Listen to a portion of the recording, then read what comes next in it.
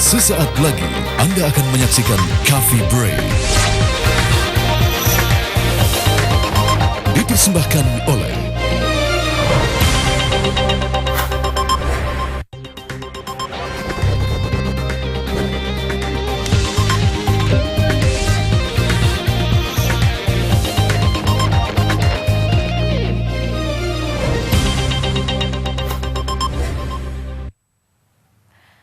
Selamat pagi pemirsa Coffee Break dimanapun Anda berada. Senang sekali pagi hari ini di hari yang cerah, di hari Kamis pagi ini kami berdua bisa kembali menemani Anda bersama Melissa Ganesari dan juga Hilbram Donar di sini. Tentunya kita sama-sama dalam Coffee Break, di mana pada kesempatan pagi hari ini kami ingin mengajak Anda untuk berbincang-bincang sesuatu yang penting sekali untuk negara ini. Ya. Kita membahas mengenai setahun KASN, apa kabarnya? Apa yang sudah dilakukan? Komisi Aparatur Sipil Negara. Iya. Nah untuk itu di studio Coffee Break kita sudah kedatangan dua orang tamu. Silakan Melissa. Iya, sudah hadir bersama dengan kami di sini. Yang pertama ada ibu kita yang cantik, ada Profesor Dr. Siti Zuhro, peneliti senior dari LIPI. Selamat pagi Ibu. Selamat pagi, terima kasih sudah hadir di sini ya.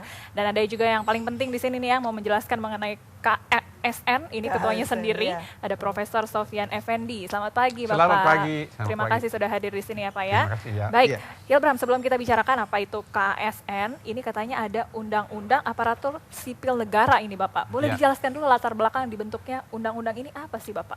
Ya, Undang-Undang Sipil Negara itu disahkan pada 15 Januari 2014. Undang-undang ini diterbitkan untuk mengantisipasi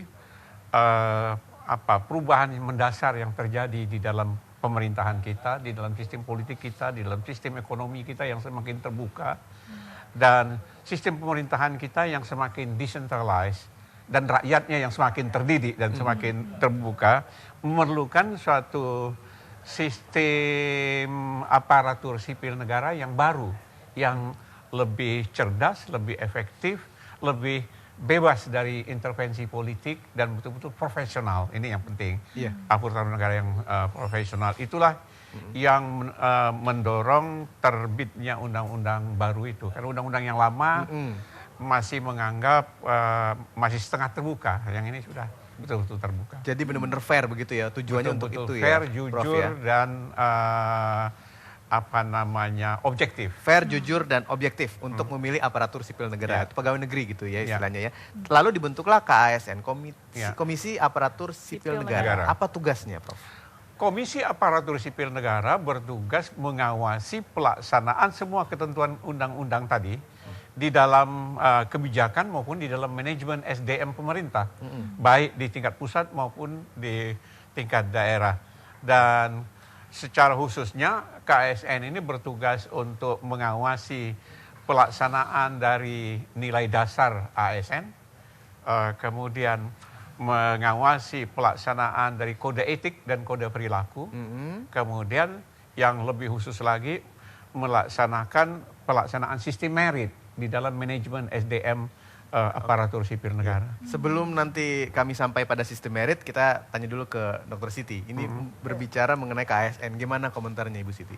Iya, ini memang mimpi lama ya. Mimpi lama dari bagaimana kita melakukan reformasi birokrasi secara komprehensif utuh gitu ya. Tidak mungkin hanya mereformasi sekedar katakan gitu ya, bahwa mindset PNS gitu ya diluruskan, jadi dipositifkan. Tapi juga harus ada yang mengawasi. Dengan KASN ini, Komite Aparatur Sipil Negara, itu dimaksudkan memang nanti ada check and recheck di situ, sehingga tidak ada katakan tadi itu, sebenarnya pegawai negeri atau ASN tadi, aparatur sipil negara itu dua ya kuncinya. Dia sebagai abdi negara, abdi masyarakat gitu. Dia harus melakukan tupoksinya tadi, tugas pokok fungsinya itu secara profesional, secara efektif, efisien gitu ya. Dia juga berkontestasi di dalamnya sebetulnya. Bersaing. Iya, tapi kontestasi tadi itu betul-betul dilakukan secara transparan dan akuntabel, sehingga sampai rekrutmennya pun dilakukan dengan cara yang seperti itu. Nah ini penting sekali supaya ada fairness Tidak ada like and dislike atau mungkin patronase dalam birokrasi itu tetap kental, sementara kita sudah mempraktekkan sistem demokrasi. Itu yang kita harapkan. Jadi maksudnya nggak ada lagi nih kenalannya si bapak itu, makanya dia Iya. akhirnya Titipan ya, jabat. Iya. itu. Jadi kalau di kementerian, di lembaga, di Pemda, katakan Iya. pemerintah daerah, Iya. mereka semena-mena dalam melakukan rekrutmen gitu ya, hanya karena faktor suka tidak suka atau mungkin memberhentikan seenak-enaknya gitu karena Iya. dia penguasa, Iya. itu ada KSN. Jadi tidak bisa lagi leluasa seperti itu. Diapain Prof sama KSN yang masih begitu? Yang Ya, ketahuan. Masih ada nggak? Kalau ada ya, Ada. kalau ada penyimpangan-penyimpangan dari sistem merit, KASN bisa merekomendasikan sanksi yang harus diambil oleh kalau eselon 2 oleh menteri, kalau eselon 1 oleh presiden. Oh. Sanksi itu ya. Dan itu so far Iya. beliau-beliau itu mengikuti rekomendasi dari KSN. Iya, Bu Siti kalau Iya, karena berlaku semua keputusan usulan dari KSN itu berlaku mengikat secara administratif. Mengikat, ya. Seperti apa ya? Keputusan Mahkamah Konstitusi, final iya. binding kan gitu. Binding. Sama dengan KSN. Jadi di birokrasi itu ada etikanya juga. Berpemerintahan juga ada etika pemerintahnya. Lah ini yang lalu dengan sistem multipartai banyak, jangan sekali-kali lalu birokrasi kita diacak-acak oleh menarik oleh partai, kepentingan ya. dan sebagainya. Lah ini untuk menjaga itu supaya profesional, supaya tetap menjadi abdi negara, abdi masyarakat dan efektif efisien ya. Tidak terjadi perselingkuhan terus-menerus antara politik dan birokrasi. Lah itu peluit dari KASN diperlukan ketika ada katakan pejabat tinggi negara atau di Pemda dan sebagainya melakukan semena-mena tadi itu. Nah, Prof, ini kan berarti KASN ini dibentuk dari adanya Undang-Undang Aparatur Sipil Negara yang dibentuk tahun 2014. Ya. Berarti sebelumnya birokrasinya tidak seperti ini dong, Prof? Tidak seperti ini. Nah, kita tahan dulu kalau gitu, Prof. Kita tahan dulu tuh jawabannya. Birokrasinya seperti apa apa? berarti Ya. kan ya? Tambah lagi penjelasan mengenai sistem merit tadi ya. Betul. Jadi jangan kemana-mana pemirsa Coffee Break, kita masih akan bahas bagaimana sebenarnya reformasi birokrasi ini sekarang lagi Ya. ditegakkan kencang-kencangnya ya Hilbram ya. Jangan kemana-mana, tetap bersama kami hanya di Coffee Break.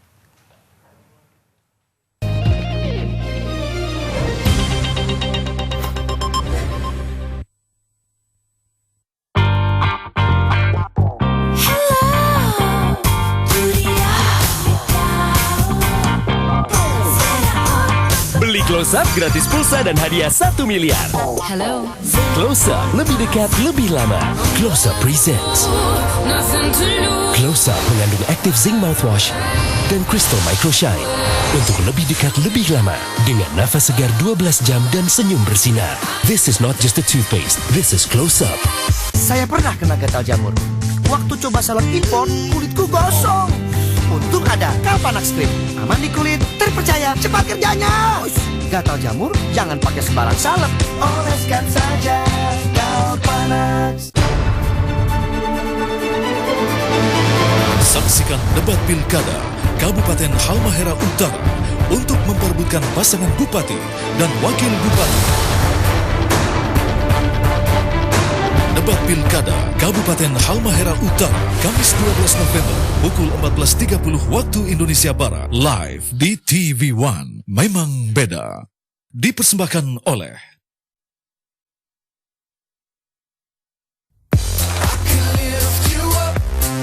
MyZone, kombinasi vitamin dan elektrolit. Bantu badan, pikiran, dan semangat oke lagi. Ini waktunya MyZone. Bantu semangat oke lagi.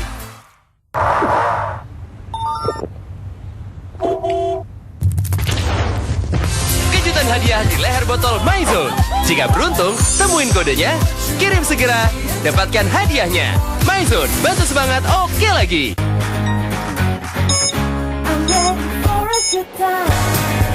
Pakai Tikes, semua bisa dengan sekali tap. Pasang stiker NFC dari Telkomsel dan nikmati mudahnya transaksi digital. Tikes, semua handphone, semua transaksi. Kalau flu yang betul ya minum Procold Flu. Ini juga gak betul. Yang betul minum Procold Flu dan batuk dong, tanpa kantuk. Procold sudah betul. Ya, mulai.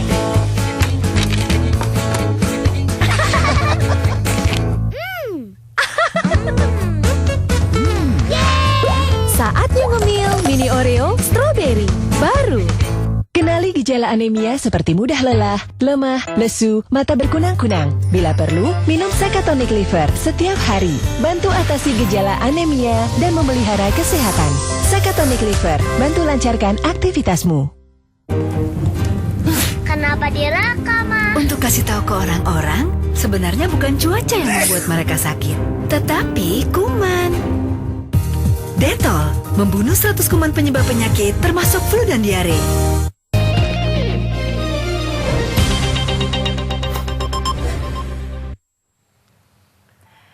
Ya, Anda kembali lagi di Coffee Break pemirsa. Kita masih membahas bagaimana ini ada Komisi Aparatur Sipil Negara yang bisa digunakan untuk reformasi birokrasi ya Hilbram ya. Masih ada bersama dengan kami ada Profesor Sofyan Effendi, Ketua dari KASN, dan juga Ibu Siti Zuhro, peneliti senior LIPI. Baik Bapak, tadi sebelum jeda saya sudah tanya nih ya, ini Undang-Undang Aparatur Sipil Negara ini di tahun 2014 baru jadi. Memangnya dulu tidak seperti ini nih Pak berarti, aparatur sipil negara kita nih? Aparatur sipil negara dulu sebenarnya sudah mulai menerapkan sistem merit, cuma pengawasannya kurang efektif, kurang dilakukan dengan serius. Nah inilah yang diperbaiki dengan Undang-Undang Nomor 5 ini. Semua pelaksanaan dari prinsip merit, bagaimana pelaksanaan nilai dasar, bagaimana pelaksanaan kode etik dan kode perilaku.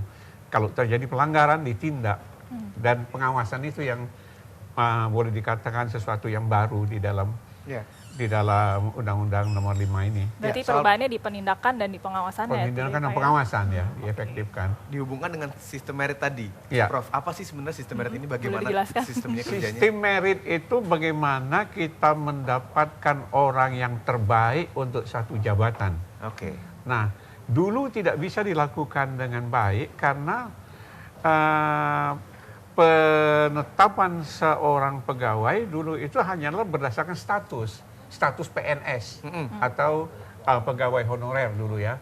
Nah ini dan tidak semua PNS itu ditetapkan apa jabatannya. Di dalam undang-undang baru setiap orang pegawai aparatur sipil negara harus mempunyai jabatan dan harus jelas apa ini indikator kinerjanya. Tugasnya dan ada apa? Ada tugasnya dan apa indikator kinerjanya, dan atas dasar itu dia bisa dikenakan penilaian terhadap apakah kinerjanya memenuhi persyaratan atau over average atau under perform. Nah berdasarkan itulah ditetapkan apakah dia akan mendapatkan promosi atau tidak, akan mendapatkan kenaikan gaji atau tidak. Ini anunya. Ya. Jadi dalam sistem meritnya begitu ya. Dalam menentukan segala sesuatu tuh bukan hanya karena dia bagus, tapi bagusnya ada ukurannya begitu bukan Pak ya. Bukan karena dia dekat dengan atasan, bukan karena dia senang membawa tasnya atasan atau senang membukakan pintu mobil dari atasan, tetapi betul-betul karena kinerjanya. Ada ukuran yang pasti ada tadi ukuran yang pasti ya. Betul. Nah Ibu Siti, berarti kan ini ada sistem baru yang kemudian diterapkan. Saat ini yang diterima oleh para aparatur sipil negara dengan sistem baru ini bagaimana nih Bu? Iya, sebenarnya secara tidak langsung tadi dijelaskan ini baru. Baru itu bukan berarti tidak ada istilahnya resistensi. Di internal sendiri dari birokrasi itu tentu ada resistensi. Karena apa? Dari yang biasanya loose gitu ya, longgar, tidak terukur menjadi harus sekarang disiplin, terukur gitu ya. Siapapun dia tidak boleh istilahnya males ataupun rajin itu dapat gaji, tidak ada lagi istilah itu. Sekarang harus ada ukurannya gitu ya. Karyanya seperti apa? Setiap aparatur sipil negara. Iya, kemudian saya PNS juga. PNS yang fungsional saya kan di LIPI itu. Jadi ini menunjukkan bahwa sebetulnya kita bertanggung jawab pada apa yang kita lakukan. Minimal 6 bulan pertama itu apa yang kita lakukan gitu ya. Dan 1 tahun pertama itu akan dievaluasi. Jadi akhir Desember dievaluasi. Kalau kita mengatakan kita bagus, mana buktinya? Kita lampirkan semuanya itu. Jadi kalau saya mengatakan saya punya kinerja, katakan karena ini ya peneliti ya ditunjukkan melalui apa aja yang sudah ditulis, apa yang sudah diinikan gitu ya, sumbangsihkan. Dan itu semua terlampir dan harus trusted di situ. Nah ini yang antara lain membuat kita menjadi tidak sekedar menulis, tapi kita juga harus sobo kantor istilahnya. Datang ke kantor? Harus wajib itu dengan fingerprint gitu. Ya, itu cara mendisiplinkan kita sebetulnya. Jadi kita memiliki merasakan memiliki gitu ya. di kantor itu meskipun saya fungsional, kalau kan berbeda dengan struktural. Kalau di administrasi itu betul-betul dia menservis, ada yang diservis masyarakat. Sementara saya intelektual, apa yang diservis? Ya saya harus baca kok. Saya membaca, melakukan penelitian ke daerah-daerah, balik lagi saya melakukan bacaan lagi dan menulis dan sebagainya itu. Seminar, mengajar, ya itu memang domain saya, tupoksi saya gitu. Lah kecuali yang one stop services gitu ya, dia harus melakukan kinerja yang konkret, yaitu melakukan kualitas pelayanan publik yang bagus. Sehingga masuk pun ya harus jam 7.30 pulang jam 4 kan gitu. Lah itu Jumat nanti beda lagi 7.30 sampai jam 4.30. Nah, itu. Jadi kita diajari seperti kalau intelektual tadinya resisten. Kami resisten dengan cara itu karena kami bekerja itu beyond hours gitu ya. Istilahnya melampaui waktunya. Karena malam pun kalau terjaga kami berpikir untuk penelitian. Gitu. Prof, tapi setelah dijalankan undang-undang ASN ini, aparatur sipil negara ini, apakah sudah ada yang mendapatkan teguran, hukuman, atau bahkan sampai diberhentikan? Bagaimana? Sudah ada. Dan bahkan sampai pada level eselon 1 yang pengangkatan oleh Presiden. Memang sebulan setelah kita dibentuk, justru sudah ada yang kita kenakan sanksi. Sanksinya sudah barang tentu bukan kita yang melakukan, tetapi adalah atasan yang bersangkutan. Jadi kalau eselon 1 Presiden. Ada yang sudah tidak diangkat atau diberhentikan atau dilakukan pemilihan ulang untuk beberapa jabatan. Itu sudah banyak, kira-kira sudah lebih dari 150 pejabat ataunya yang sudah kita kenakan sanksi. Berarti tindakan pengawasan dan hukumannya ini sudah dijelaskan dan diterapkan ya betul-betul oleh KASN.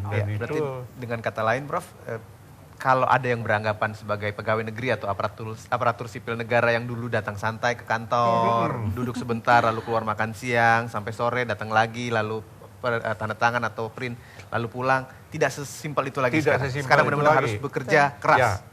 Karena satu komponen yang penting kita juga menerima penilaian dari masyarakat. Apakah pelayanan oleh pegawai yang bersangkutan memuaskan masyarakat, dan itu digunakan pertimbangan dari masyarakat itu sebagai dasar untuk penilaian. Kita break dulu sebentar. Kita tahan sebentar obrolannya ya, Pak dan juga Ibu. Kita masih akan ngobrol lagi nih, Bram, kira-kira tadi yang dihukum kesalahannya apa ya? Kita pengen tahu juga, nanti kita tanya sama Bapak dan Ibu, tapi kita harus jeda sebentar, jangan kemana-mana, tetap bersama kami hanya di Coffee Break.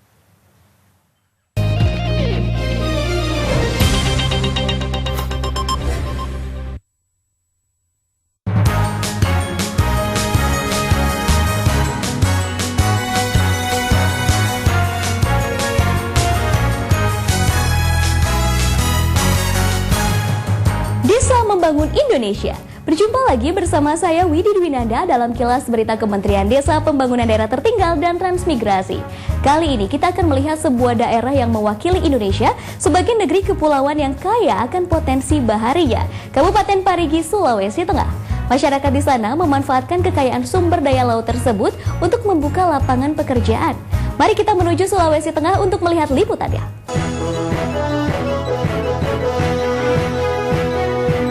Parigi Motong merupakan daerah yang kaya akan potensi kelautan. Kabupaten yang memiliki garis pantai sepanjang 472 km tersebut kini sedang menyiapkan diri menjadi salah satu tujuan wisata bahari di Indonesia. Kunjungan wisatawan yang mulai meningkat di daerah tersebut memberikan peluang bagi masyarakat untuk membuka lapangan pekerjaan. Salah satunya seperti yang dilakukan oleh kelompok Kamboja 1 di Desa Olaya, Kecamatan Parigi ini. Perempuan-perempuan di desa ini mengolah rumput laut yang banyak terdapat di wilayahnya menjadi makanan ringan untuk oleh-oleh. Dahulu, masyarakat menjual rumput laut dalam bentuk mentah dengan harga murah. Masyarakat kemudian mengubah bahan baku tersebut menjadi produk dengan nilai jual lebih tinggi.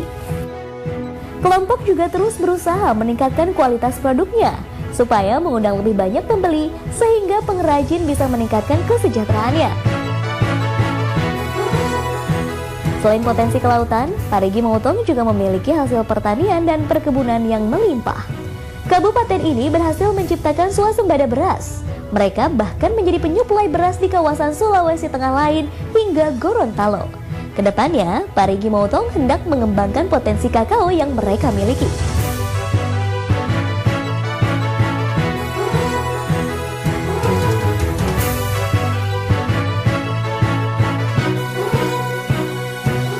Peran serta semua elemen masyarakat sangat diperlukan untuk mewujudkan daerah yang maju, mandiri, dan setara dengan daerah lainnya di Indonesia.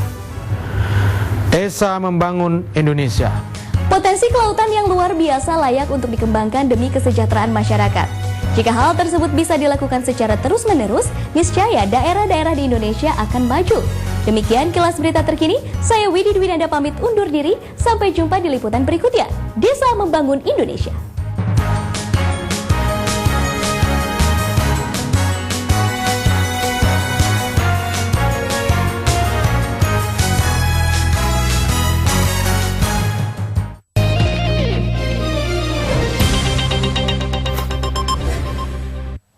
Baik, kami lanjutkan lagi Coffee Break, masih membahas mengenai KASN, Komisi Aparatur Sipil Negara. Kita hubungkan sekarang dengan pilkada yang akan sebentar lagi kita masuki. Bagaimana, Prof? Ya, pilkada serentak ini betul-betul suatu yang harus kita awasi betul, karena kita menginginkan aparatur sipil negara itu netral, dia tidak memihak partai politik manapun, pejabat yang manapun. Dan untuk itu dilarang PNS untuk mendukung seorang calon. Dan sanksinya tegas. Kalau dia terbukti mendukung seorang calon, ikut berkampanye, hukumannya dipecat untuk PNS. Atau paling minimal adalah dibekukan promosinya. Tetapi pejabat yang pimpinan pejabat partai, pejabat politik yang menggunakan PNS untuk mendukung kemenangannya juga dikenakan sanksi. Sanksinya juga cukup tegas, yaitu pencalonannya sebagai kepala daerah juga dibatalkan. Bisa dibatalkan. Kalau sampai ketahuan ya Pak ya? Di dua belah pihak, kalau ketahuan. Berarti ini berhubungan sama Bawaslu. Ya, betul. Kita kerjasama dengan Bawaslu memang. Iya. Kita bekerja. Dan laporan masyarakat. Ya, dan laporan masyarakat, laporan media sangat banyak membantu. Nah, Bu Siti, ini berarti kan ada sebuah fenomena yang terjadi kemudian begitu ya. Kesulitannya apa sih Bu bagi seorang PNS-nya begitu ketika dia tidak boleh diizinkan memilih, kemudian dia juga tapi nggak boleh juga milih gitu nih? Iya, ada dilema yang luar biasa ya bagi PNS di daerah, khususnya sejak praktek pilkada langsung dilaksanakan tahun 2005 waktu itu sampai saat ini. Itu menunjukkan memang dalam penelitian kami itu mereka mendukung salah, tidak mendukung salah juga. Ujung-ujungnya kalau dia tidak mendukung itu biasanya dinonjolkan. Nah, jadi praktek-praktek di mana politisasi birokrasi, partisanship dan sebagainya itu juga memang di-drive oleh incumbent seperti itu. Bahkan kalau katakan pasangan calon yang tadinya sudah menjadi bupati, wakil bupati atau wali kota wakilnya itu mereka pecah kongsi lalu mencalonkan sendiri, mereka juga terkotak-kotak seperti itu. Jadi mereka dukung-mendukung seperti itulah. Ini yang sebetulnya tidak boleh. Yang menunjukkan birokrasi kita ini masih tidak profesional. Oleh karena itu ini bagus sekali ya sekarang ini KASN ber-MOU melakukan nota kesepahaman dengan berbagai KL, kementerian lembaga terkait untuk memberikan punishment terhadap siapapun yang melanggar peraturan. Nah, ini yang kita sebut ya demokratisasi dan debirokratisasi jalan seiring sejalan. Oleh karena itu memang harus ada penalti. Kalau tidak ada penalti, mereka juga menganggap enteng gitu, tidak apa-apa gitu. Sehingga tidak ada dampak sedikit pun dari undang-undang ASN yang memang sebetulnya ada niatan besar untuk mereformasi birokrasi, menjadikan ya memang betul-betul birokrasi ini menjadi rodanya pembangunan kita. Karena roda ya memang SDM di birokrasi itu betul-betul disyaratkan untuk profesional tadi. Tapi kan ini berarti masuk ke ranah politik yang tentunya kondisinya berbeda. Bagaimana, Prof? Menghadapinya, tekanannya berbeda. Iya, memang sistem Indonesia memisahkan antara pejabat politik dengan pejabat karir. Yeah. Pejabat karir adalah urusannya KSN. Kalau pejabat politik memang lain, KSN tidak ikut mengawasi pejabat politik, karena pejabat politik ini dia punya tata cara sendiri, undang-undang pemilihan umum, pilkada, yang juga mempunyai sanksi yang tegas untuk itu, sampai pembatalan pencalonan itu kan sangat keras. Iya. Tadi kita sudah bicara mengenai punishment. Sekarang kita bicara mengenai rewardnya. Kan kita nggak cuma bilang, oh diawasi ya nanti kalau salah kan kami hukum gitu. Tapi kan tentunya kalau berbuat baik, kalau menghasilkan sesuatu yang baik bagi masyarakat, si aparatur sipil negara ini akan mendapatkan hadiah. Ya. Itu bagaimana sistemnya? Ada bersifat hadiah, penghargaan yang kalau dulu kan biasanya hanya penghargaan dalam bentuk ini tanda jasa, tanda jasa ataupun ini selembar kertas yang menghargai penghargaan. Tetapi kita ingin menggunakan penghargaan ini ada efeknya terhadap kepegawaiannya. Artinya kalau dia mendapat penghargaan, dia dapat prioritas untuk promosi, dia dapat prioritas untuk kenaikan pendapat gaji, misalnya itu ada, itu dia mendapatkan prioritas untuk mendapatkan pendidikan lanjutan. Ini ada penghargaan seperti itu. Tetapi yang paling penting orang-orang yang memang terbaik, dia masuk di dalam database jabatan pimpinan tinggi, dan kalau kita mencari calon-calon untuk pemimpin masa depan, itulah dari situlah dia. Kita ingin kira-kira 50.000 nanti database orang-orang terbaik di negara Indonesia ini. Mulai dari daerah, nasional, dari swasta, dari akademisi, kita masukkan. Jadi kalau presiden mengatakan saya perlu tenaga ini, kita sudah punya database itu. Oh nice. Ya, sudah dilakukan ya. Nah, Bapak ini kan berarti KSN sudah 1 tahun berjalan ke depannya, tapi sudah diketahui juga kendala-kendala yang akan dihadapi. Rencana untuk ke depannya lagi KSN mau ada gebrakan apa lagi nih Bapak? Gebrakan yang segera akan kita lakukan, kita akan membuat merit system audit. Jadi ada nanti laporan yang akan kita sampaikan kepada Presiden, kementerian mana yang mendapat warna biru, warna hijau, warna kuning, warna merah di dalam pelaksanaan merit, daerah mana yang hijau, kuning, merah, dan sehingga Presiden akan tahu dari waktu ke waktu berapa kementerian yang sudah melaksanakan sistem merit dengan benar, berapa provinsi yang sudah melaksanakan dengan benar, dan berapa dari 508 daerah itu yang sudah melakukan dengan benar. Baik, semuanya terukur ya Bapak ya. Siapa yang perlu di-reshuffle ya Pak Eko? Nanti kalau itu sudah jadi kita tayangkan di sini. Baik. Baik, terima kasih banyak Pak dan juga Ibu ya sudah hadir di sini. Semoga dengan adanya KSN ini kita semakin kencang reformasi birokrasi kita dan negara kita juga bisa jadi lebih baik nanti ke depannya. Terima kasih Pak, Ibu sudah hadir di sini. Ya, dan jangan kemana-mana karena Coffee Break masih akan kembali dengan topik lainnya. Tetap bersama kami.